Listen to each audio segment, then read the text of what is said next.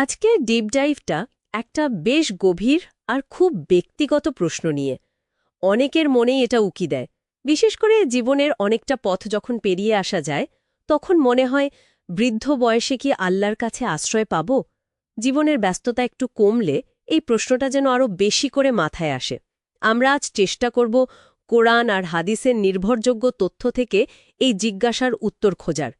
হাতে যে সোর্সগুলো আছে সেখানে জীবনের উদ্দেশ্য, যৌবনের গুরুত্ব, বার্ধক্যের বাস্তবতা আর তওবার তাৎপর্য এইসব নিয়েই কথা বলা হয়েছে। হুম এই ডিপ ডাইভের মূল ফোকাসটাই হলো এটা পরিষ্কার করা যে আল্লাহর ক্ষমা আর অনুগ্রহের দরজা কিন্তু কোনো বয়সের ফ্রেমে আটকানো না। সোর্সগুলো আমাদের এটাই দেখায় যে ইসলাম একদিকে যেমন যৌবনকালকে ইবাদতের সেরা সময় বলছে, কারণ তখন শক্তি সামর্থ্য বেশি থাকে, জানেন তো। কিন্তু অন্যদিকে বার্ধক্যে এসে কেউ যদি আন্তরিকভাবে আল্লাহর দিকে ফেরে, সেটাকেও কিন্তু ইসলামে অনেক গুরুত্ব দেওয়া হয়। এই যে ধরুন সূরা আর রুমের ৫৪ নম্বর আয়াতটা কি দারুণভাবে আমাদের জীবনচক্রটা তুলে ধরে। দুর্বলতা থেকে শক্তি, আবার সেই দুর্বলতা আর বার্ধক্যে ফিরে যাওয়া। এটা আসলে আমাদের সৃষ্টি আর পরিণতির কথা মনে করিয়ে দেয়, তাই না? এক ধরনের সতর্ক বার্তাও বটে।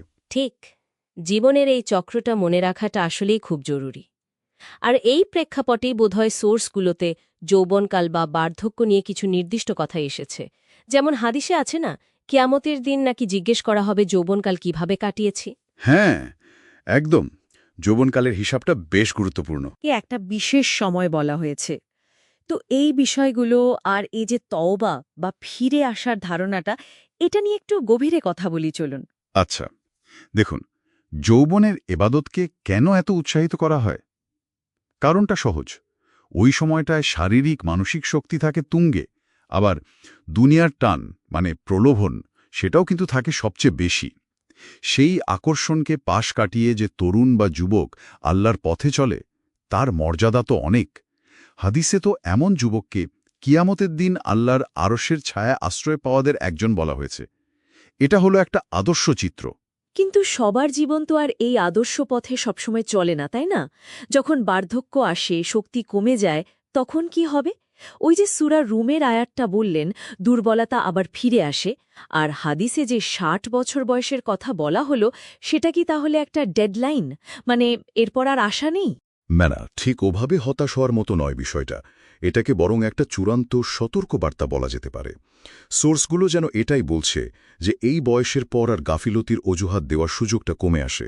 মানে এবার পুরোপুরি পরকালের দিকে মনোযোগ দেওয়ার সময়। তবে অন্য দিক থেকে দেখলে বার্ধক্যের এই দুর্বলতা কিন্তু দুনিয়ার মোহ কমাতেও সাহায্য করে, তাই না? তখন হয়তো আল্লাহর দিকে ফেরাটা কারো করার জন্য আরও সহজ হয়ে যায়। আচ্ছা, তাহলে এই ফিরে আসা বা তওবার মূল বিষয়টা আসলে কি? সোর্সগুলোতে যেমনটা দেখলাম, এটা তো শুধু মুখে আমি অনুতপ্ত বলে দেওয়া নয়, এর সাথে আরও কিছু ব্যাপার আছে। একদম ঠিক। মানে আন্তরিক তোবার জন্য কয়েকটা শর্ত তো আছেই। সোর্স অনুযায়ী প্রথমত হল যা করেছি সেই পাপের জন্য সত্যিকারের অনুশোচনা, মানে ভেতর থেকে আসা অনুতাপ। দ্বিতীয়ত, সেই পাপ কাজটার সঙ্গে সঙ্গে ছেড়ে দিতে হবে, একদম পুরোপুরি। তৃতীয়ত, ভবিষ্যতে ওই পাপে আর জড়াবো না, এই রকম একটা দৃঢ় সংকল্প থাকতে হবে। আর চতুর্থ, এটা খুব জরুরি, যদি পাপটা অন্যের অধিকার নিয়ে হয়, ধরুন কারো টাকা মেরে দেওয়া বা কারো উপর জুলুম করা, তাহলে সেই অধিকার ফিরিয়ে দিতে হবে, অথবা তার কাছে মাপ চেয়ে নিতে হবে। আল্লাহ তো বারবার ক্ষমা করেন, তাই তোবা যদি ভেঙেও যায়, নিরাশ হতে মানা করা হয়েছে। চেষ্টাটা আন্তরিক থাকা চাই। তার মানে আল্লাহর রহমত থেকে আসলে নিরাশ হওয়ার কোনো কারণই নেই। ওই যে সূরা আজ-জুমারের আয়াতটা খুবই আশা জাগানিয়া। আল্লাহ যেখানে বলছেন, বলুন, হে আমার বান্দাগণ, তোমরা যারা নিজেদের প্রতি বাড়াবাড়ি করে ফেলেছ, আল্লাহর রহমত থেকে নিরাশ হয়েও না। পাপ যত বড়ই হোক না কেন, আন্তরিক তওবার দরজা সবসময় খোলা। কিন্তু একটা প্রশ্ন থেকে যায়, এই দরজা কি একদম শেষ মুহূর্ত পর্যন্ত খোলা থাকে? এর কি কোনো শেষ সময় আছে? হ্যাঁ, এখানে সোর্সগুলো দুটো গুরুত্বপূর্ণ টাইমলাইনের কথা বলে। সাধারণভাবে তওবা কবুলের সুযোগ থাকে মৃত্যু যন্ত্রণা শুরু হওয়ার ঠিক আগ পর্যন্ত, ও যেটাকে গড়গড়া অবস্থা বলা হয়, মানে যখন প্রাণ কণ্ঠাগত হয়ে যায়। হাদিসে এই সময়ের আগের তওবা কবুল হওয়ার কথা স্পষ্ট বলা আছে। তবে সূরা নিসার ১৮ নম্বর আয়াতে একটা বিষয় খুব পরিষ্কার করে দেওয়া হয়েছে। যারা সারা জীবন পাপ করেই যায়, আর মৃত্যু যখন একেবারে সামনে এসে পড়ে, তখন বলে, আচ্ছা আমি তওবা করলাম।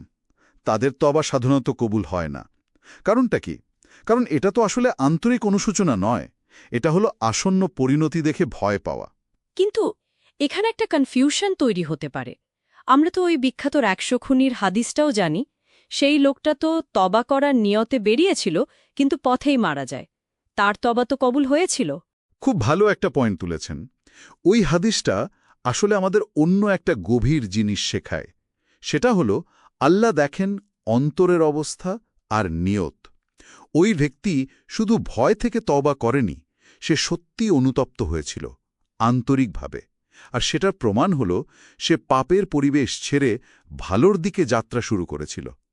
তার মৃত্যু সেই পথেই হয়েছে, ঠিক, কিন্তু তার ওই আন্তরিক নিয়ত আর পদক্ষেপটা আল্লাহ কবুল করে নিয়েছেন। এটা আল্লাহর অসীম রহমতের একটা অসাধারণ উদাহরণ।